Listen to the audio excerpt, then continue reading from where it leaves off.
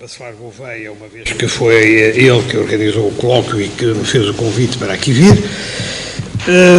E, seguidamente, eu queria dizer o seguinte: eu devia ser o último a falar, e não, ou dos últimos a falar, e não o primeiro, por uma razão muito simples, é que, tratando-se aqui dos 70 anos da Declaração Universal dos Direitos do Homem na altura, embora agora humanos, enfim, isto nasceu numa altura em que as avestruzes machos não eram avestruzes e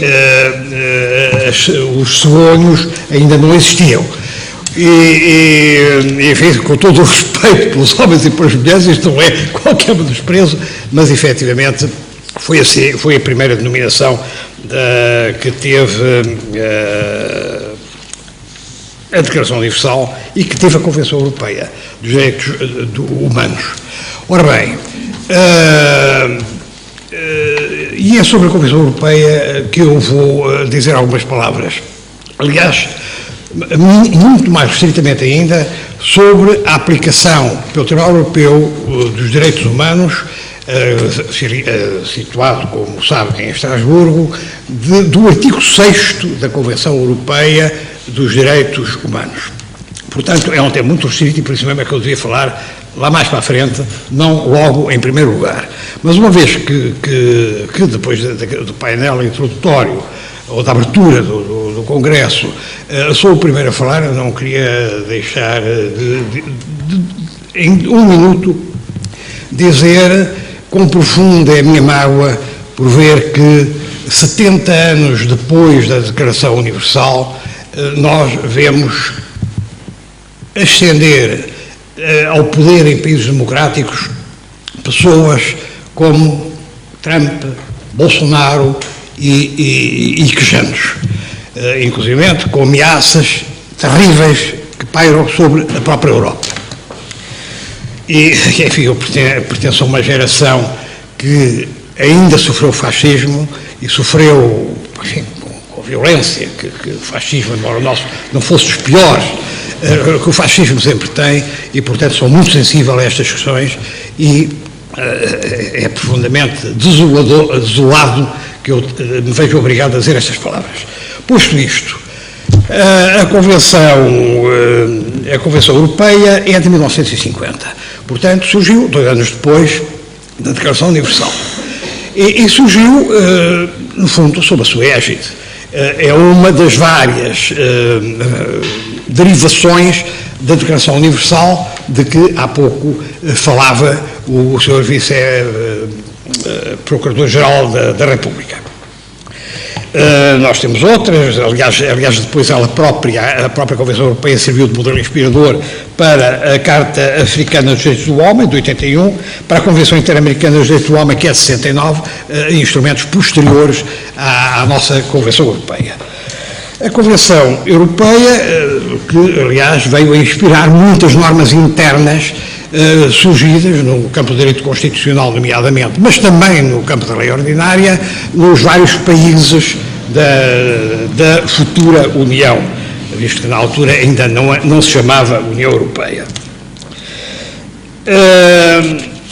Essa Convenção tem tido várias alterações ao longo do tempo. A maior alteração do ponto de vista processual foi esta, é que inicialmente o processo de queixa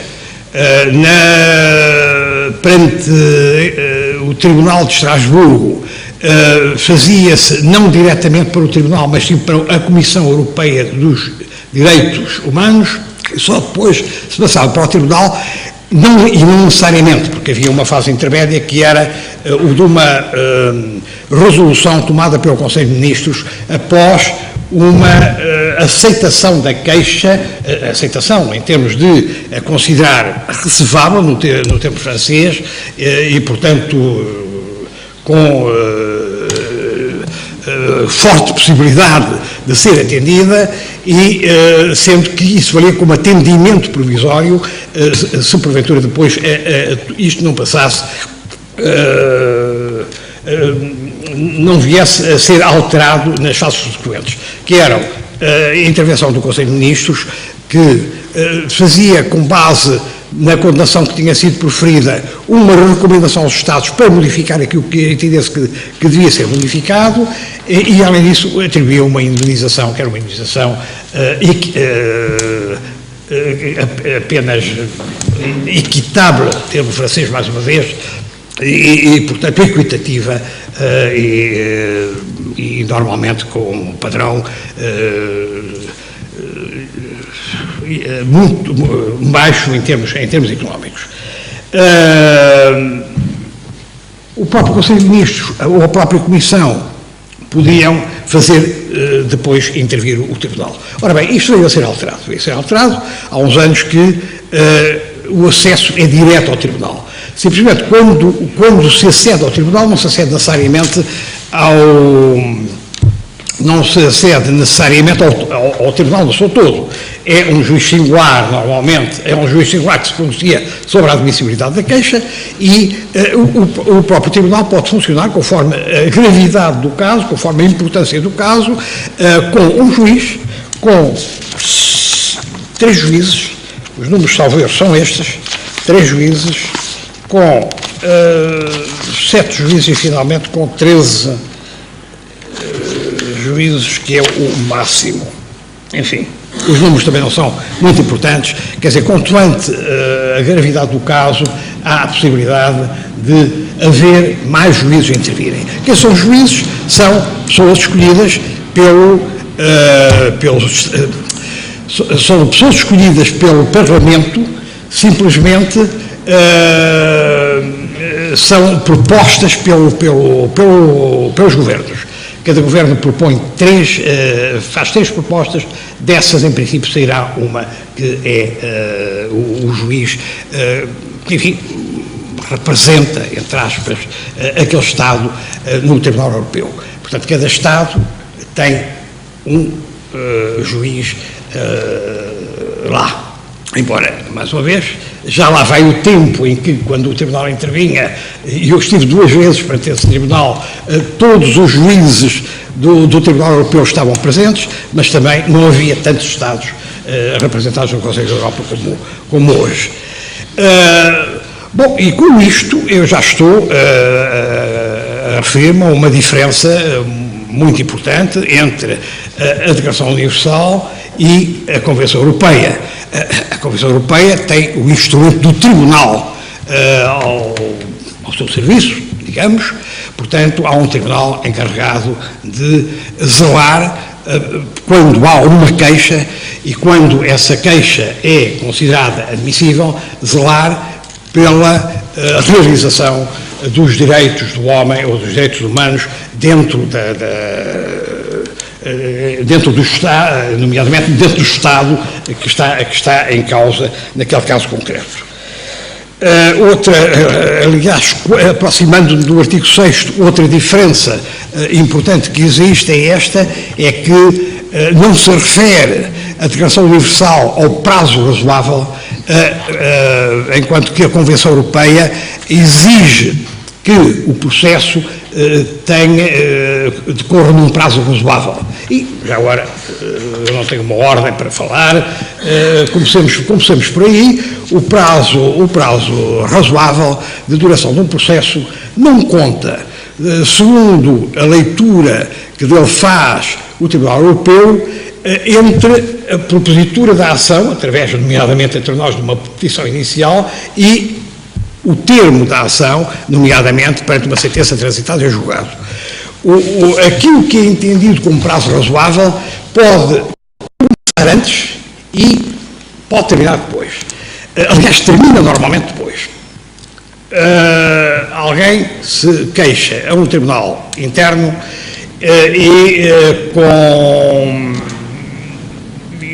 com isso tem início um processo que começa por uma fase, por exemplo, de conciliação obrigatória. Ou, suponhamos que se trata de um conflito entre um particular e a administração e tem que haver uma fase administrativa prévia. Ora bem, essa fase administrativa conta para o efeito de se considerar se foi violado ou não o prazo razoável. Claro que depois essa fase administrativa tem que ser seguida por uma fase judicial para poder haver a intervenção do Tribunal. Já lá vamos à leitura do artigo 6º, está um bocadinho caótico, desculpem, mas já lá vamos. Ora, além disso, pode terminar depois, porque o Tribunal não se contenta com a condenação, o Tribunal quer ver a execução da sentença e, portanto, o processo executivo também conta. Nomeadamente, e mais uma vez, quando se trata de um litígio que opõe um particular à administração, se porventura isso passa, por exemplo, como entre nós, pela inscrição da verba que foi atribuída a título de indemnização ao particular no Orçamento do Estado, pois muito bem, tem que haver inscrição da verba e tem que haver o pagamento. Só depois de tudo isso é que se pode considerar que está cumprida a obrigação e, portanto, se pode ver se razoavelmente se procedeu ou se foi excedido o prazo razoável. Bom, mas eu adiantei-me com este aspecto. Vamos ao artigo 6º, uma leitura muito rápida. Qualquer pessoa, singular ou coletiva, tem direito a que a sua causa seja examinada equitativa e publicamente, e aqui temos o princípio da equidade, nas suas várias ramificações, igualdade de armas, o contraditório, a fundamentação da decisão, a ilicitude da prova, com proibição da prova ilícita, a publicidade, portanto, equitativa publicamente, e num prazo razoável, por um tribunal independente e imparcial, portanto, a necessidade de que não haja constituição para tribunal independente e imparcial estabelecido pela lei, portanto, proibição de qualquer tribunal ad hoc. Evidentemente que a questão da arbitragem é uma questão diferente, para problemas completamente diferentes. Um tribunal estabelecido pela lei, portanto, é abstrato, que seja independente e imparcial, independente perante nomeadamente os poderes públicos e imparcial perante as partes, enfim. E esse tribunal decidirá quer sobre a determinação dos seus direitos e obrigações da natureza civil, leia exatamente o que diz a Convenção, porque isto põe uma série de problemas, ou pôs uma série de problemas, hoje resolvidos, quer sobre o fundamento de qualquer acusação em matéria penal dirigida contra ela. Ora, direitos e obrigações da natureza civil, vamos fugir ao processo civil. A questão que se pôs foi assim, durante algum tempo discutida, é se apenas direitos, tais como os encontramos no Código Civil, tais como os encontramos no campo do direito privado, podiam dar lugar, quando discutidos no Tribunal do Estado, a uma queixa subsequente ao Tribunal Europeu. E depois de alguma discussão, em breve a jurisprudência do Tribunal Europeu se começou a formar no sentido de que não eram apenas questões de direito civil que estavam em causa, não era isso que se queria dizer. Aliás, houve uma comparação que foi feita durante muito tempo entre o texto francês, que é semelhante ao nosso, e o texto inglês, que fala de civil, de determination of his civil rights and obligations. Durante muito tempo foi dito que, se olhar para o texto inglês, ele tem uma abrangência muitíssimo maior do que o conceito, tomado estritamente, de direito civil nos países de civil law. E portanto, litígios que oponham um particular ao Estado, nomeadamente no campo do direito administrativo. No campo do direito penal também, mesmo que, e há jurisprudência nesse sentido do Tribunal Europeu, mesmo que não se tenha pedido no processo crime uma indemnização. Durante algum tempo discutiu-se se seria isso necessário ou não. Não é, o Tribunal decidiu que não. Aliás, há casos em que o Tribunal Europeu interveio porque há violação de direitos do preso ou do detido que são violados. Enfim, há uma longa jurisprudência no sentido de que não é apenas no campo do direito civil, não é apenas o Tribunal que julga sobre direitos civis, no sentido restrito que nós costumamos dar essa expressão, que podem dar origem a uma intervenção do Tribunal. É muito mais do que isso. e, aliás, embora haja campos onde o Tribunal não chega. Por exemplo, em matéria fiscal, é ponto assente que não há, portanto, um processo fiscal não pode dar origem a uma intervenção do Tribunal Europeu, demora o tempo que demorar. Está fora do âmbito da jurisprudência europeia. Ora, bom, o artigo 6º, eu queria, já agora, antes de me referir a dois casos em que intervi muito sumariamente, como exemplificação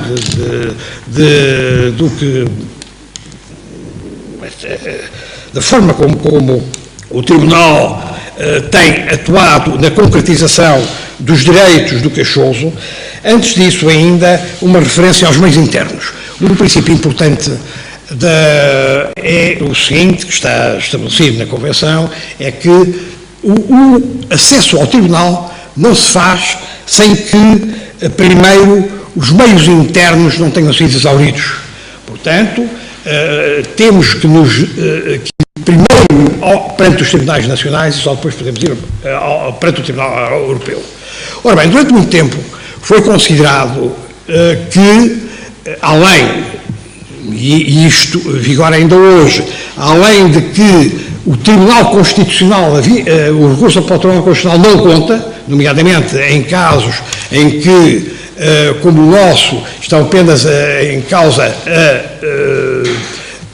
interpretação inconstitucional de uma lei e não propriamente o ato de violação de um direito protegido pela Constituição.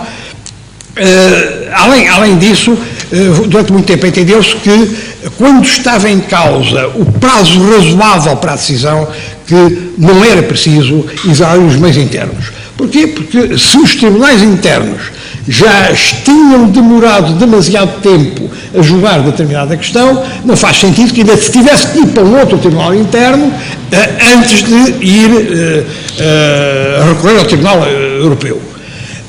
Esta jurisprudência, já neste século, neste milénio, infletiu um pouco.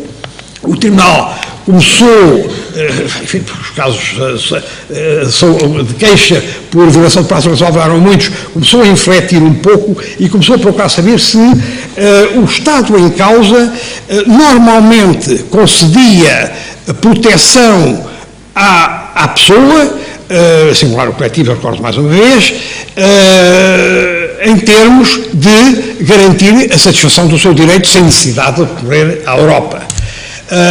E nós passámos por uma fase entre 2006 ou 2007 e 2010 ou 2011, ou 12 talvez, enfim, foram 5 ou 6 anos, passámos por uma fase em que o entendimento do Tribunal Europeu foi que estava devidamente assegurado internamente a reparação do dano quando fosse ultrapassado o prazo razoável de uma decisão.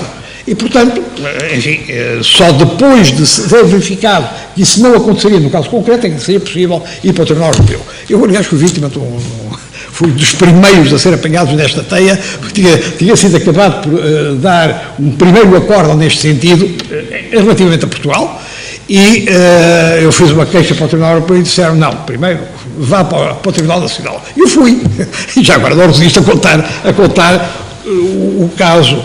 Foi um caso em que, num tribunal administrativo, eu estive 24 anos, reparem, tribunal administrativo e depois execução, etc., cômputo à maneira do Tribunal Europeu, eu estive 24 anos à espera de satisfação, isto é, de pagamento de uma indemnização. Ora bem, queixei-me ao Tribunal Europeu, disseram-me, vá para os meios internos. Eu fui, e ao fim de 7 ou 8 anos, consegui finalmente que fosse atribuída uma pequena indemnização pelo atraso da Justiça. Diga-se que, passando ainda por esta peripécia, é que na primeira instância vieram-me dizer que não tinha sido provado que esse atraso se devisse ao Estado. quando o ónus da prova é exatamente o contrário. O Estado é que tem que provar que quem atrasou o processo foi em particular. Mas vieram dizer isto na primeira instância. Enfim, na relação, a coisa foi avante, o problema foi resolvido. Claro que eu poderia, depois, os clientes não quiseram, mas dava-me um certo gosto fazê-lo, queixar-me de novo ao Tribunal Europeu a dizer, olhem, mais 8 anos, portanto agora são 24 mais 8. Mas, enfim, não cheguei a fazê-lo. Bom, só para concluir relativamente a esta jurisprudência do Tribunal Europeu, ela veio refletir relativamente a Portugal uns 5 ou 6 anos depois, porque verificaram que a coisa não era bem assim. E, portanto, houve outros casos que surgiram lá em que foi feita a prova de que queixas a tribunais administrativos portugueses não andavam, emperravam ou não eram satisfeitas com aquela, pelo menos com aquela prontidão que o Tribunal Europeu exige. E, portanto, hoje volta a ser possível o recurso direto ao Tribunal em casos de violação de prazo razoável. Eu naturalmente já esgotei os 20 minutos. Mais 2 minutos. Mais 2 minutos. Ora bem, 2 minutos, eu queria muito rapidamente dizer que houve um primeiro caso em que estive, que não passou da Comissão Conselho de Ministros, arbitramento da indemnização e ficou por ali. 2 casos em que fui mesmo a Estrasburgo. Normalmente as coisas passam-se por escrito, não há necessidade de contraditório dá-se por escrito, e não há necessidade de deslocação ao Tribunal.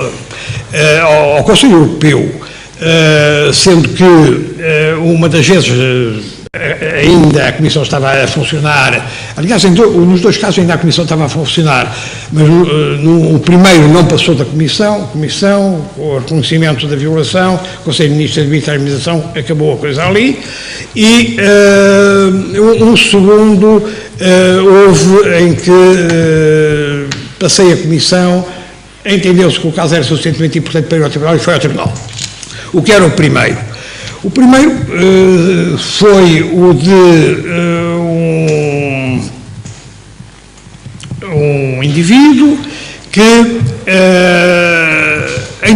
contra o qual em determinada altura é emitido um mandato de captura que, enfim, tenho que dizê-lo, que tinha sido passado pelo COPCOM. Foi passado pelo COPCOM e o senhor era um comerciante que vê o seu negócio, a sua vida completamente arrasada em consequência daquilo, foge para o Brasil. Isto dá-se em, enfim, estou a calcular quando, 74, 75. Seguidamente, ele veio a queixar-se ao tribunal, mete uma ação em tribunal português, em tribunal administrativo, a pedir uma indemnização ao Estado. Essa ação, ao fim de 2 anos, ainda não tinha passado da contestação, porque na altura havia a possibilidade de prorrogar sucessivamente o prazo do Ministério Público para contestar, e esse prazo foi abusivamente ultrapassado muito para além daquele limite que hoje é fixado, que é de 3 meses, salvo erro, já foi de 6, e na altura não havia limite nenhum, e portanto, ao fim de 2 anos, o Ministério Público só contestou porque o juiz tinha dito é a última prorrogação que lhe concedo. E nessa altura veio uma contestação em que se dizia o Ministério Público não tem o ónus da impugnação especificada e renega todos os factos que constam da petição inicial. E para fazer isto levou 2 anos. Bom, isso acabou com uma condenação do Estado por violação de prazo razoável. Eles não chegaram, o que teria sido muito mais interessante, a julgar a questão da violação da violação da igualdade de armas, visto que o Ministério Público tinha para contestar um prazo que nunca mais terminava, enquanto que o pobre particular mais não tinha do que, na altura, 20 dias para o fazer. Essa foi a primeira. Mas o grande problema que se pôs aí não foi esse. O grande problema, eu estou a exceder. Um bocadinho, mais de 2 minutos. Ora bem. Só para terminar. 2 mais 2, está bem. O grande problema que isso depois não foi esse. Era ainda uma altura em que se discutia discutia se questões de direito administrativo que tivessem a ver com uma relação jurídica de direito administrativo podiam ir ao Tribunal Europeu. E, portanto, foi essa a grande questão que levou, enfim, a que a Comissão quisesse ouvir as partes pessoalmente. Foi das primeiras fundações do Estado português, julgo que a segunda, e também não resisto a dizê-lo, o Estado português arranjou uma pequena embaixada de 3 ou 4 representantes, porque tomou muito a sério a sua defesa naquele caso concreto. Mas, enfim, eles acabaram por dar razão ao queixoso.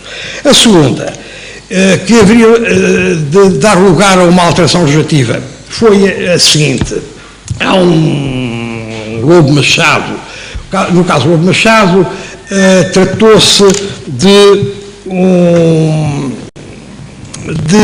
da intervenção do Ministério Público. Nós temos aqui sempre o Ministério Público, apenas que não tenhamos o seu representante ainda cá para as ouvir, representar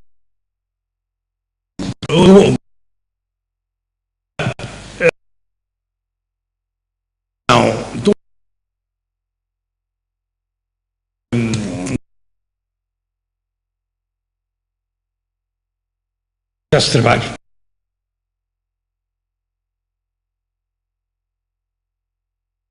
Podia estar presente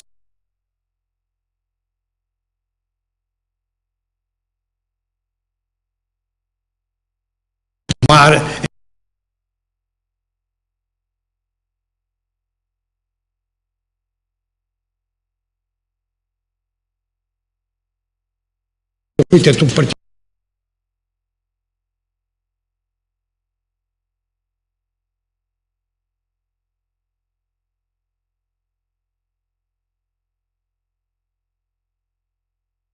o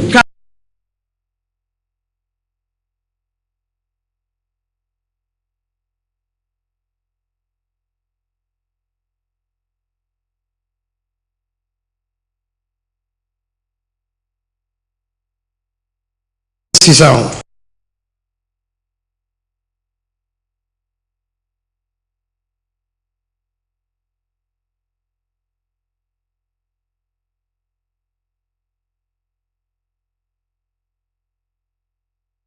considerada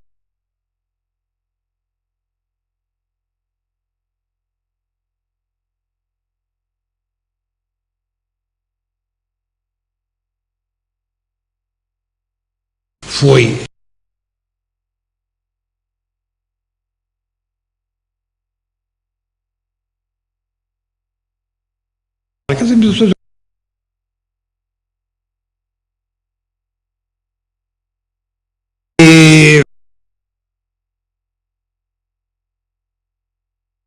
pessoal, uma recomendação. Agora vocês podem falar em português perfeitamente, mas se puderem fazê-lo em francês ou em inglês, é uma grande vantagem, porque tem a certeza que 50%, bom, no caso do inglês, hoje 100%, no caso do francês, 50% dos juízes estão diretamente a compreendê-los. E às vezes as traduções são más. Há algo que eu também observei naquele segundo julgamento, porque de vez em quando tirava ou punha ao escutador para ouvir a tradução e via que as coisas nem sempre eram perfeitas. E eu levava um papelinho, não era um improviso como aqui. E tenho dito,